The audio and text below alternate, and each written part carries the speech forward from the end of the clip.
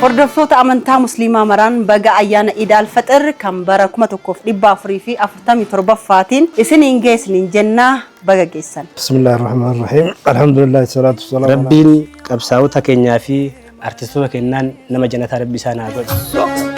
Dammee yaala zaa'ee dammee dammaa damuu jaalalli kee kun hin quufamu.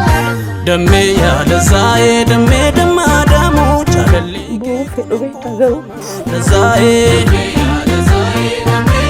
Mishaama tokko ibseellee barsi galeetiin fata maqaallee si kaasa. Artistoonni nu guddiitti argaman baay'eetu jira.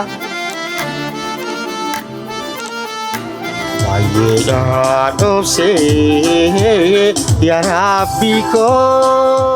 Artistoonni keenya artistoota qofa osoo hin taane qabsaa'otadha. Uummanni Oromoo yoo dhuguma gartee haqa walirraa qabu taate uummanni achi ciisusa yoo dhuguma haqa isinirraa qabaatan akkaan Oromummaa balaaleffadhullee na godhuu danda'a wanni kun. Guyyaa ayyaanaa waan ayyaana ittiin oolan jennee buna baay'ee qulqullina qabudha. Tokkummaa yaa ilmaan Oromoo tokkummaa. Mana artist Elemoo Alitti argamna. Ayyaanni kunis ayyaana gaarii akka isaaniif ta'u hawwina.